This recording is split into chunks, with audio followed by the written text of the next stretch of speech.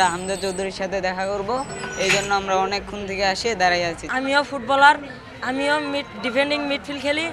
আমার আশা আছে আমি ভবিষ্যতে হামজা চৌধুরীর সঙ্গে খেলবো। শত শত ফুটবল ভক্তদের মধ্যেও আলাদা এই তিনজন। সাদা পোশাকে স্কুল ব্যাগ কাঁধে এই তিনের উপস্থিতি নজর কাড়ে সবার। সুদূর সিলেট বিকেএসপি থেকে আগমন তাদের। একদিনের ছুটিতে বাড়িতে না জানিয়ে ঢাকায় ছুটে আসেন 3 বিকেএসপি শিক্ষার্থী। লক্ষ্য একটাই, লাল সবুজ ফুটবলের সবচেয়ে বড় তারকা হামজা চৌধুরীর সঙ্গে দেখা করা। সিঙ্গাপুরের বিপক্ষে ম্যাচের একটা টিকিট যেখানে সোনার হরিণ, সেখানে সেই টিকিটের প্রত্যাশায় এই 3 শিক্ষার্থী।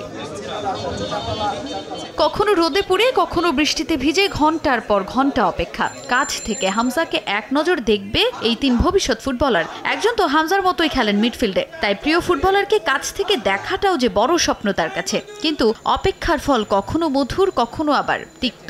নিরাপত্তা বেষ্টনী আর শত শত দর্শকের ভিড়ে তাদের সে অপেক্ষার ফল কি শেষ পর্যন্ত মধুর হলো? আমরা সিলেট বিকেএসপি থেকে এসেছি। আমার অনেক আশা আমি হামজা চৌধুরীর সঙ্গে দেখা করব। যদি দেখা করতে না পারো মন খারাপ হবে তো নিশ্চয়ই? অবশ্যই খারাপ হবে, টিকিট পাই নাই, চেষ্টা করব।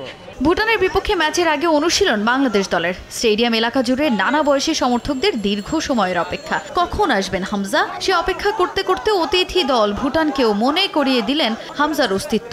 হামজা বন্দনায় মুখর লাল সবুজ ভক্তদের সঙ্গে মুঠোফোনে ফ্রেমবন্দিও করে নিলেন প্রতিপক্ষ দলের কোচ। গলা মেলালেন হামজা ধ্বনিতে।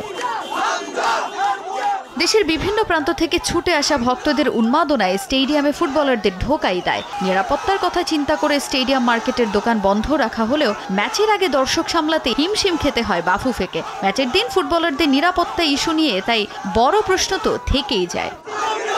তাজিন খন্দকার, সময় সংবাদ, ঢাকা।